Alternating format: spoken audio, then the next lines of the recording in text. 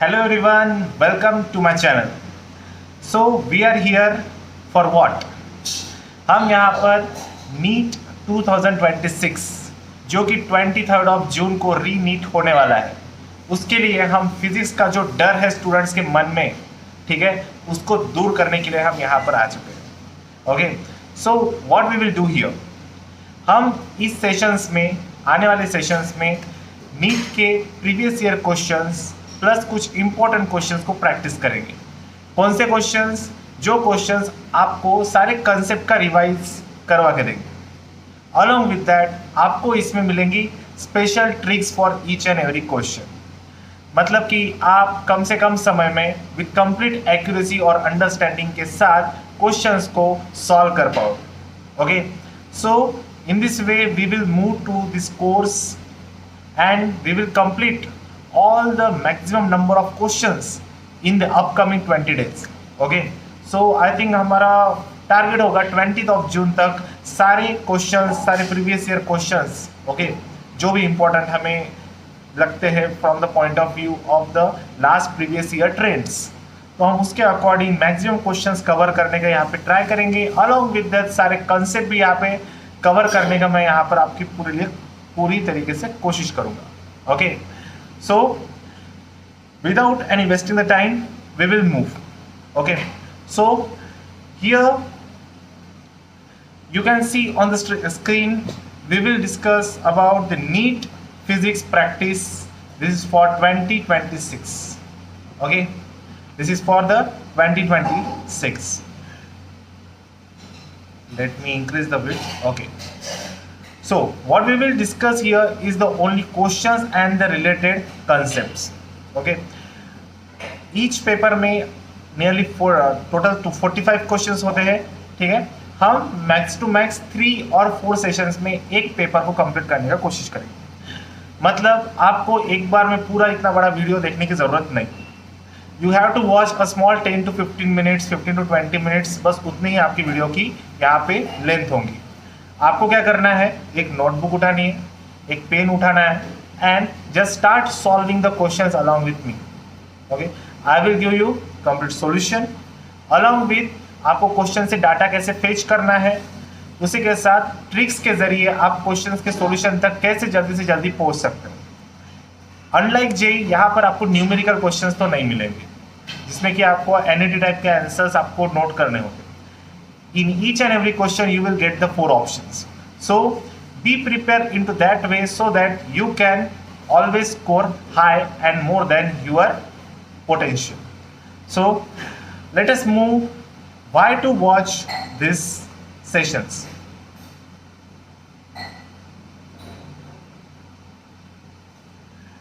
So what we will do here is we will solve important PYQs with the tricks.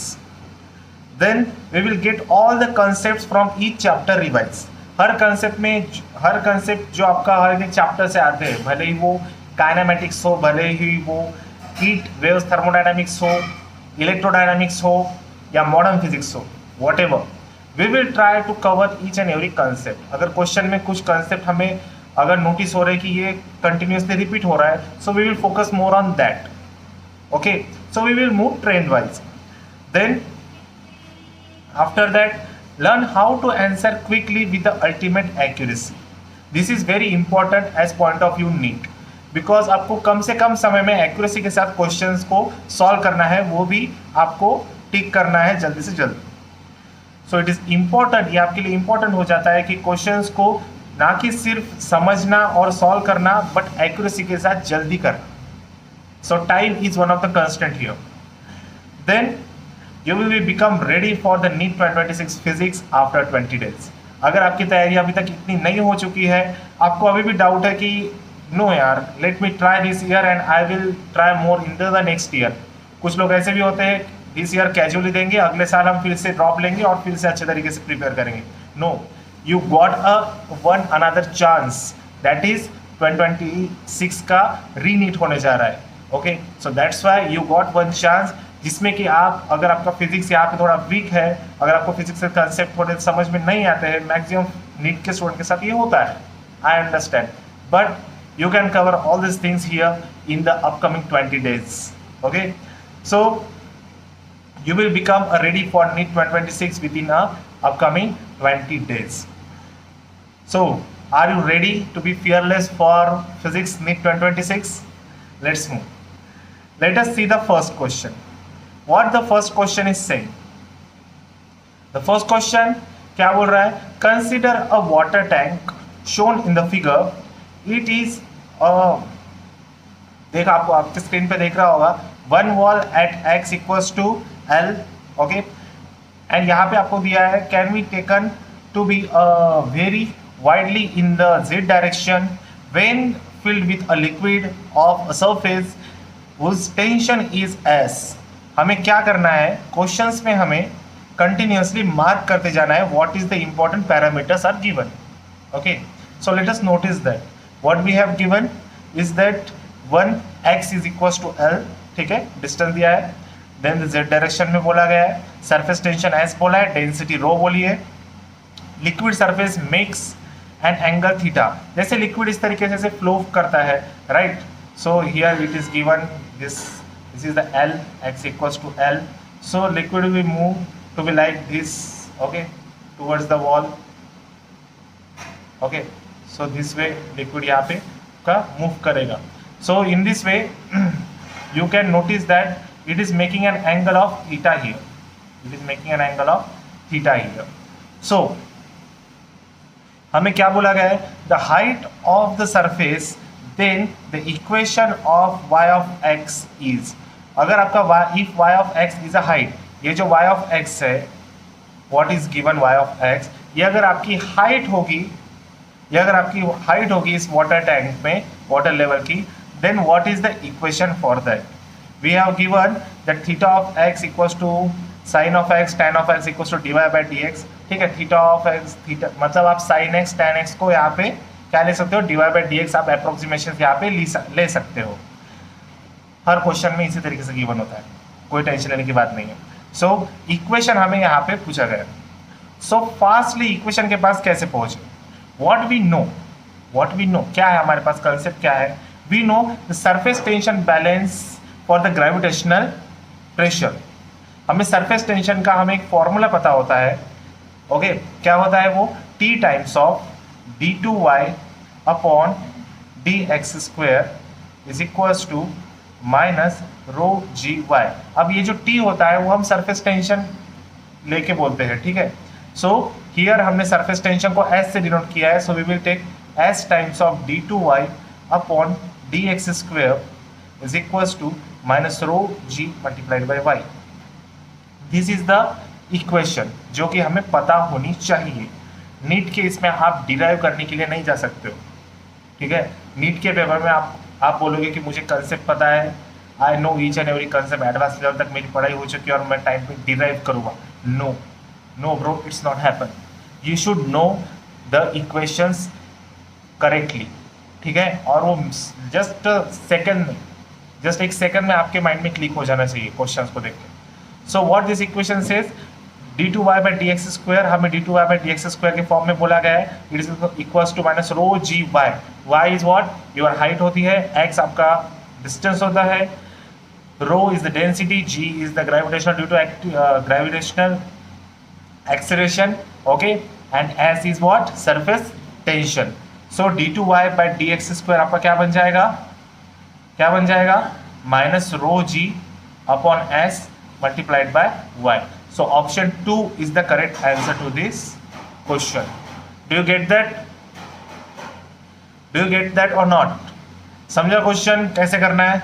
अगर आपको एक water tank के लिए अगर क्वेश्चन गिवन है और इक्वेशन पूछा गया है तो आपको सरफेस टेंशन का, वॉल बैलेंस का इक्वेशन पता होना चाहिए.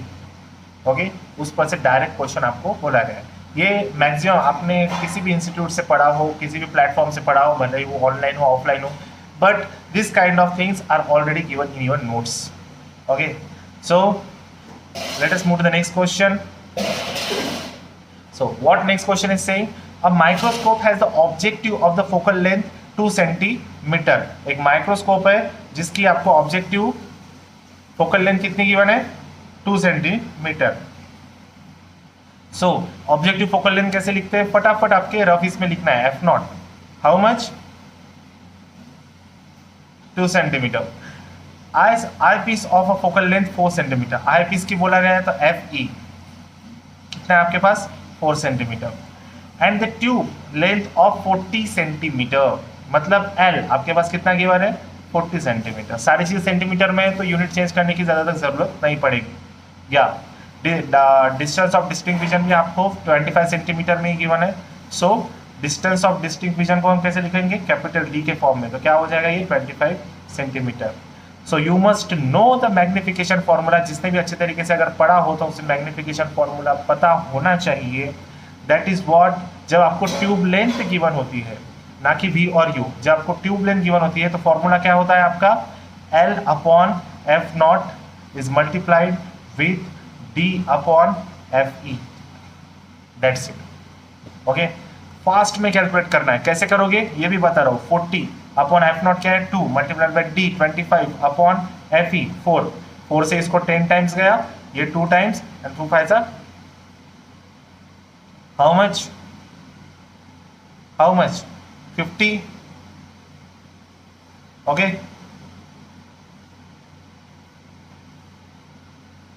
आई एम करेक्ट और not, 4 10 5, oh sorry, wait.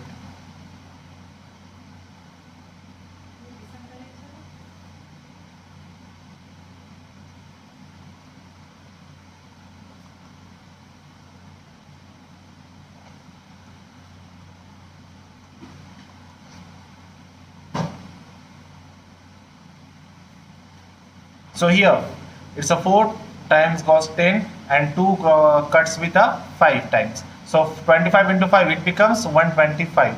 Simple and sober answer. Okay, Marathi में बोलते हैं। So 125 is your magnification into this question. ठीक है, तो भैया कैसे किया solve, it's a simple, it's not a tough. NEET में इसी तरीके के क्वेश्चंस आपको देखने को मिलेंगे। डायरेक्टली फॉर्मूला बेस्ड क्वेश्चन है, कोई टेंशन लेने की कोई जरूरत नहीं है। अगर आपको क्वेश्चन में से डाटा फेच करने की अगर आदत बन गई एंड अगर आपका इंपॉर्टेंट जो आपके कंसेप्ट है वो अगर आप उस पर लगा दिए, जो भी आपने शॉर्ट नोट्स में बनाए हुए हैं, then trust me you can crack the questions within the 30 second, that's it. Okay, मैं इसलिए यहाँ पे फास्ट करके बता रहा हूँ बिकॉज आपको उसी तरीके की आदत होनी चाहिए। अगर आपको समझ में नहीं आ रहा है तो थोड़ा वीडियो को रिवाइंड करना है। Got my point? Okay, so let us move to the next question. So what this next question is saying about, its question is about electron in a magnetic field. एक electron magnetic field में घूम रहा है, ठीक है, उस पे question है, क्या बोल रहा है, मास गिवन है, ओके सर, चार्ज गिवन है, ये तो हमें पता ही होता है, चार्ज गिवन है, ये तो हमें पता ही होता है, मूविंग विद द स्पीड, हाँ स्पीड इंपॉर्टेंट है, स्पीड क्या बोलिए, c upon 100। What is c upon 100? It's 3 into 10 to the power 8 upon 100, मतलब क्या हो जाएगा 10 to the power 6। क्यों ऐसे पास में बता रहा हूं, because you have to be practised well. Okay, 3 into 10 to the power 6। देन आपको क्या बोला गया है, with the magnetic field B, क्या बोला गया है आपको, magnetic field 9 into 10 to the power -4 t। It's a perpendicular to the direction of the motion. Perpendicular to the direction of motion. We wish to apply an uniform electric field together with the magnetic field so that the electron does not deflect from its path. अगर electron को उसका path deflect नहीं करना है तो magnetic field और electric field हमेशा कैसे होंगी, परपेंडिकुलर होगी। ठीक है, तो आपके दो ऑप्शन तो यही पे आपके कैंसिल हो रहे हैं पैरेलल वाले। अब परपेंडिकुलर, अब इसमें आपको वैल्यू फाइंड आउट करनी है।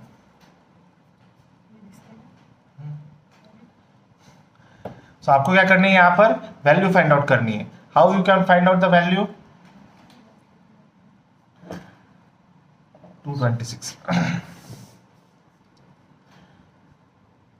now you have to find out what the magnitude, what the magnitude, किसका मैग्नीट्यूड फाइंड आउट करना है हमें, यहां पे बोला गया है we wish to apply electric field with the magnetic field so that we have to show it should not be deflect। Okay, आपको यहाँ पे इलेक्ट्रिक फील्ड का मैग्नीट्यूड फाइंड आउट करना है। ठीक है, इट्स अ वोल्ट पर मीटर। अगर किसी को पता भी नहीं हो तो एक बार क्या करना है, यूनिट्स भी चेक करने हैं. This is also one of the trick. So how you will find out the E, कैसे फाइंड आउट करोगे? सिंपल एक्सप्रेशन क्या होता है, दोनों फोर्स को बैलेंस करो. कौन से दो फोर्स? इलेक्ट्रोस्टैटिक फोर्स और मैग्नेटिक फोर्स. कैसा होगा relation? QE is equals to what? QVB. जिसने भी बेसिक पढ़ा हुआ है उसको सेकंड्स में ये क्वेश्चन क्लिक हो जाएगा. तो कैसे करोगे इसे? E is equals to what? VB is equals to VB. What is a V? C upon 100, that is 3 into 10 to the power 6 multiplied with the B. What is the B here? 9 into 10 to the power minus 4. So it is 27. ये दो multiply कर लिया और 10 to the power 6 और 10 to the power minus 4 क्या बन जाएगा? 10 to the power 2. So your answer will be second one. Okay, this is your answer.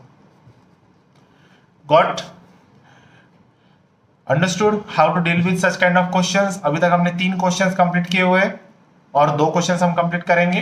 And the next video में आपको नेक्स्ट पार्ट के क्वेश्चंस, आने वाले क्वेश्चंस आपको देखने को मिलेंगे. हम अगले इसमें इंट्रोडक्शन तो इतना नहीं लेंगे, जस्ट क्विकली क्वेश्चंस के लिए फॉरवर्ड होते जाएंगे. So are you getting it? समझना इंपॉर्टेंट है, ठीक है. ये videos is not for something like मुझे पेड क्लासेस मिलने चाहिए, मुझे पेड स्टूडेंट्स मिलने चाहिए. No, it is just for helping the NEET aspirants who are suffering from the physics. जिन्होंने भी पहले एक बार सोचा था कि नहीं यार मुझे एग्जाम देना है बट मैं कैजुअली देने वाला हूँ. I will give it casually. I will prepare more in the 2027. Okay, and I will try once by taking a drop. But here is your chance. उन्हीं के लिए ये क्लासेस है जो सोच रहे हैं कि फिजिक्स थोड़ा टफ है, मुझे थोड़ा और मेहनत करनी पड़ेगी. No bro, you have to just give your 20 days, जिसमें कि आपको सिर्फ 1 to 2 hours इसके लिए देना है, जिसमें कि आप 1 hour लेक्चर्स देखोगे, उसके साथ 1 hour अपने साइड से प्रैक्टिस करोगे, रिवाइज करोगे आपके शॉर्ट नोट्स. अगर आपके पास शॉर्ट नोट्स भी नहीं है, आप मुझे कमेंट में बताइए. आई विल मेक श्योर कि आपको मैं प्रोवाइड कर सकूँ short notes. I have that. Okay, so prepared well and don't worry. Even if you are fear about 2026, don't worry, just watch the lectures. So let us move to the next question की तरफ बढ़ते हैं. Next question क्या बोल रहा है? The question is about friction. ठीक है, फ्रिक्शन के ऊपर का क्वेश्चन है आपके लिए, जिसमें कि आपको इंक्लाइन सरफेस गिवन है. 2 इंक्लाइन सरफेस है. 45 डिग्रीज पे आपको इंक्लाइन किया हुआ है. Angle of inclination you can see. Just अगर समझ में नहीं आ रहा है तो फट से ड्रॉ कर देना है. Theta is equal to 45. हमेशा अगर आप अच्छा तरीके से प्रिपेयर कर रहे हो और भले ही आपको ये चीज अभी तक किसी ने बताई नहीं हो, तो हमेशा एक चीज याद रखना कि जी नीचे की तरफ डाउनवर्ड लगता है एंड जी नीचे की तरफ